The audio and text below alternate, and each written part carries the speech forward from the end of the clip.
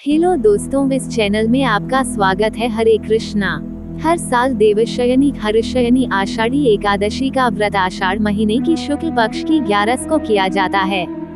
मान्यताओं के अनुसार इस व्रत वाले दिन व्रत रखने वाले व्यक्ति व महिला को प्रातः काल जल्दी उठकर स्नान आदि से मुक्त हो जाना चाहिए, जिसके बाद सूर्य देव को जल का अर्घ्य देकर पीपल व तुलसी के वृक्ष में अवश्य चढ़ाए।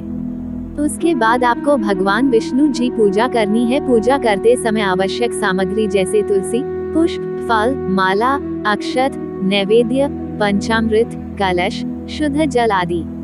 पूजा करने के बाद आपको देवशयनी एकादशी व्रत की कथा सुननी होगी। उसके बाद भगवान विष्णु जी की आरती करनी है और अपने व्रत का नियम पालन करना है। आषाढ़ी एकादशी व्रत कथा। महाभारत से जुड़ी मान्यताओं के अनुसार एक बार पांडु ज्येष्ठ पुत्र धर्मराज युधिष्ठिर जी ने भगवान श्री कृष्ण जी से आषाढ़ महीने की शुक्ल पक्ष की 11 के बारे में पूछा और कहा ही हे मधुसूदन, कृपा आप हमें इस एकादशी के बारे में विस्तार से बताइए।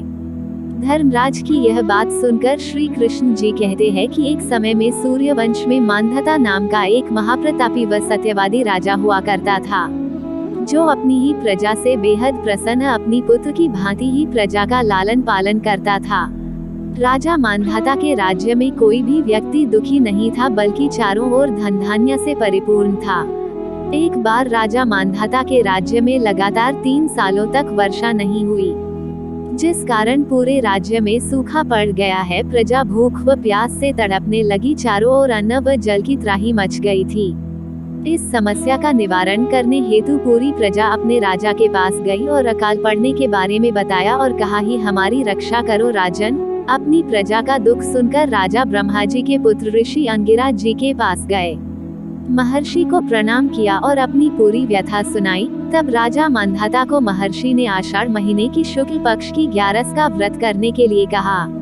हे राजन, यदि तुम और तुम्हार पत्नी आषाढ़ी देवशयनी हर्षयनी एकादशी का व्रत पूरी श्रद्धा व नियम से करते हैं, तो भगवान की कृपा आपके राज्य पर अवश्य बनेगी। उसके बाद राजा मांधाता अपनी पत्नी के सहित आषाढ़ी एकादशी करता है। राजा ने यह व्रत पूरी लगन व श्रद्धा से लगातार 3 सालों तक किया, जिससे प्रसन्न होकर भगवान ने उसके राज्य में फिर से चारों ओर हरियाली हरियाली कर दिया। कहा जाता है कि तभी से लेकर अब तक हर साल आषाढ़ शुक्ल पक्ष की एकादशी का व्रत किया जाता है।